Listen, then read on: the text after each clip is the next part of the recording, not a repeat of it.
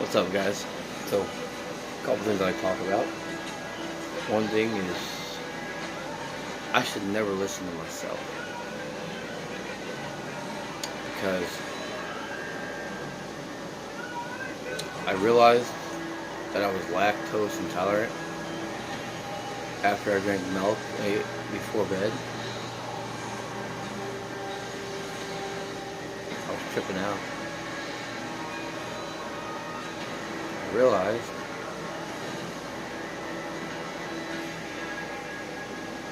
I fudged up.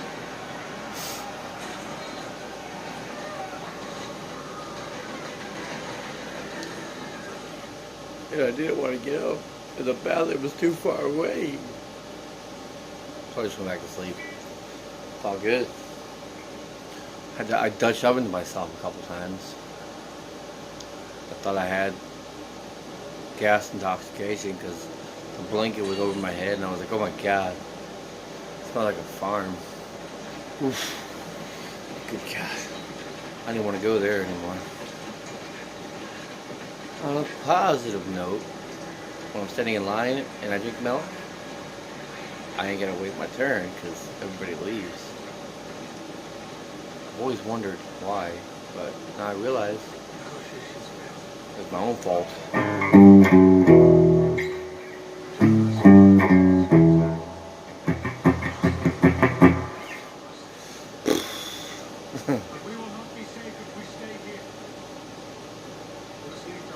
forgot what I was doing.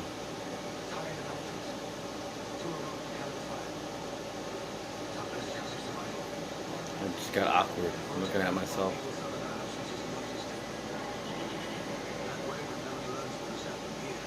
So I was watching a fireworks show with my kids at the fair, and I was sitting there looking around, and a few of them went off, and I started recording, and turns out it was a test. Those guys are playing my emotions, and then I thought what the big finale looked like. It wasn't the big finale, and I got ready to record, like, the main event by standing up and, getting close and acting like, oh yeah, this is it, this is going to be the finale. I was wrong. You're playing my emotions like that. My kids had fun though. I mean, they were yelling and hooping and hollering louder than anybody. Our kids were actually the only people hollering there, which I was the only adult yelling rape there because mosquitoes kept attacking me. And I was making fun of the people in the front row because all the smoke was getting around them. I was like, haha, y'all gonna have cancer from all the fireworks smoke. And they were probably like, haha, y'all gonna have skin cancer from all the bugs eating you back there. I didn't bring my bug spray either, so the whole time I'm trying to use root beer, pop as bug spray. I'm like, shake the can out and hit the peel behind me and crap. And everyone looking at me all weird and like, man, this guy's nuts. But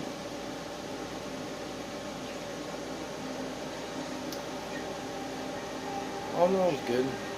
Somebody grabbed my butt on the way out. I don't know. That was too dark, I couldn't see. It might have been me. I couldn't even see my hands either. And for a minute, they disappeared. So I don't know. I could have grabbed my own ass. Just saying, that happens sometimes.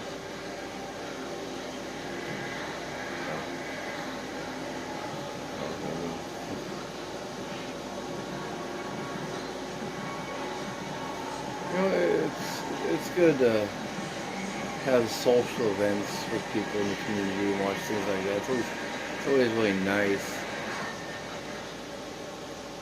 But on the other hand,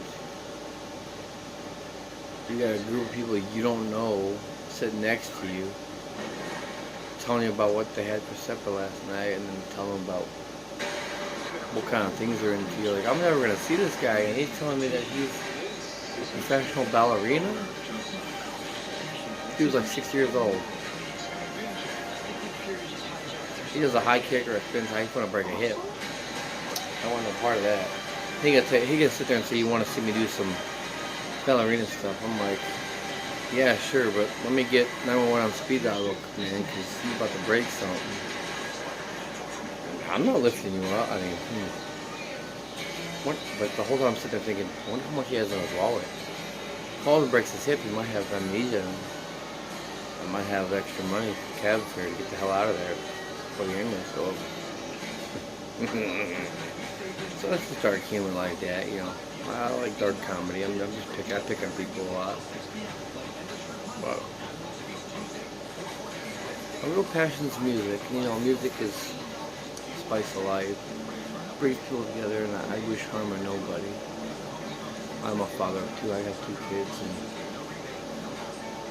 my wife says there's 3 kids because I do the same thing my kids do.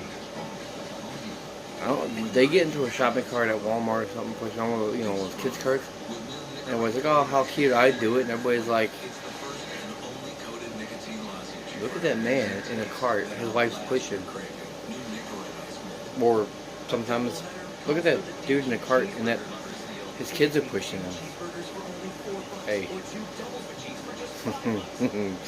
We all need a break, huh?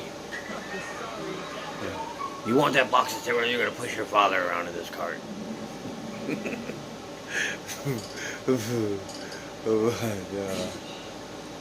It's even more weird when you go to Walmart and start a mosh pit to close out and end up knocking people in the clothes, and you get ready to shove your wife into the clothes, and you're like,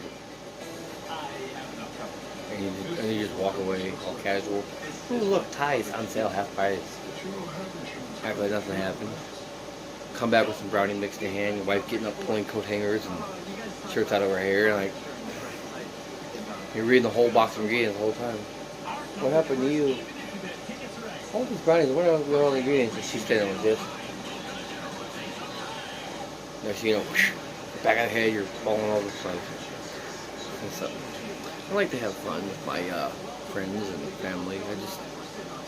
I've become more social, less social, I mean. And which brings me to my next subject, depression.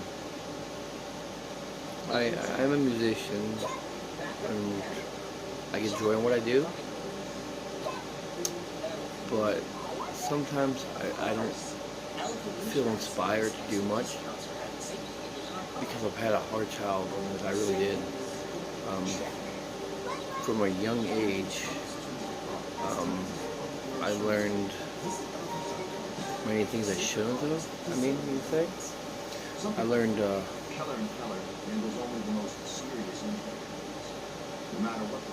cursing when I was like in 2nd grade and spoke like a trucker.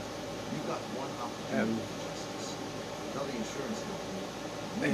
by the time I was 13, I could literally hurt somebody really bad if I had to, because my father was abusive. He was drunk, so I learned how to fight. I learned street smarts really quick, and so I started taking martial arts and doing all this stuff, and then I started learning other stuff. Anytime anybody had any training advice, someone wanted to show me some new stuff they learned in fighting, I'd always learn it. And I figured keeping my mind busy with all this stuff I was doing, learning piano, learning guitar, learning how to sing, learning how to fight, would make me happy, maybe forget, and it just kind of tired me out. I mean, don't get me wrong, I have a lot of things now. I own my house, I own my car, I got a good job, and it's a struggle every day to push out there, but I enjoy making people laugh. I have fun. Guys at work would literally tell you that I'm a ball, that my humor is off the chain. I'm quick-witted, and that's what they love about me when it comes to someone. Like when we roast each other, I'm quick with it. I don't hesitate when it comes to roasting them and whatnot. But like I said, I just want to talk to my viewers and get a chance to allow them insight into my life, which is kind of why I do this music. I like to inspire. I like people to come together as a community, join them. I don't like angry people, and I try to find other people to motivate and help, whether it's through their depression, anxiety, being lonely. I make friends with people who need a friend. I'm there when you need me. I don't still the need to harm people. And I would say this: if somebody lost $1,000 in front of me, and this is the honest God truth, I would try to find who it belonged to. If I seen an adult messing with a child, even though it wasn't my child, like a predator, pedophile, I'd step in, and I know it's not my place, and I might get in trouble, but I'm gonna call the cops, and I'm gonna hold that guy and tell the kid to go, stand next to a tree or stick next to a crowd of people, or tell somebody, or find an officer, find some help.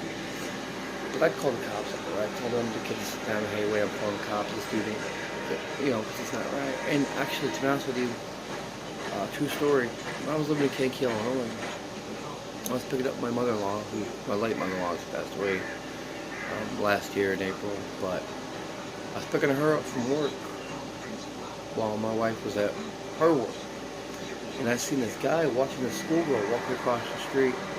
I said, that's odd, he's following her. Doesn't look right. And I told my mother-in-law. And I told her, we gotta follow him. So I put my truck between them, her and the girl. I told the girl to come here. Hey, I'm calling 911, that guy's following you. He's been watching you. I'm afraid he's trying to take you. And she told him too, and then she got scared and says, I don't believe you. And she panics and takes off running. Well, the guys, they're calling her again.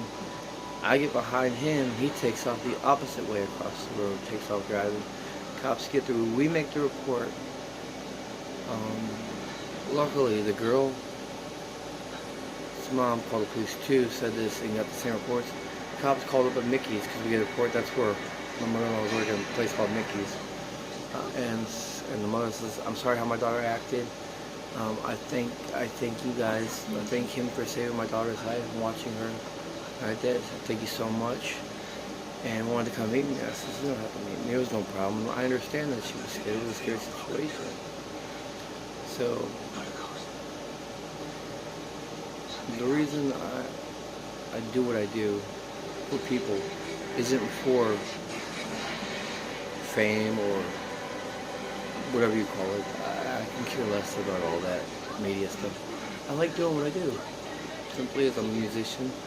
I'm an amateur comedian. I'm not good at it, although I can be if I'm in the right mood. But lately I haven't found inspiration. But I'm quick-witted, friendly, and outgoing, and I'm willing to help anybody who needs it.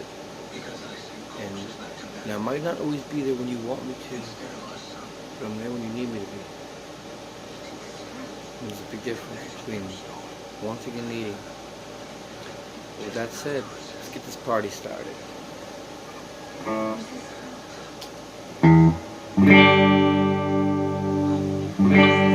heard it from a friend. I heard it from a friend. I heard it from another. You've been messing around. So you got a boyfriend out of the weekend, talking about you and it's bringing me down.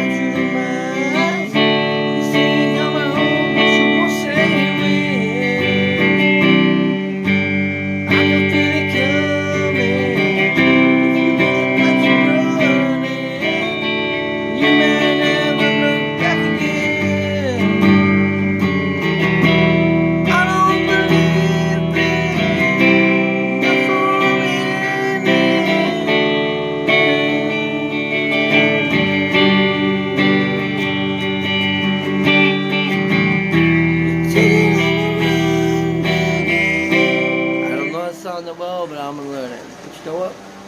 Peace out. God bless everybody. Stay tuned for more. Please, if you like and subscribe my videos, I much appreciate it. Enjoy me on this adventure.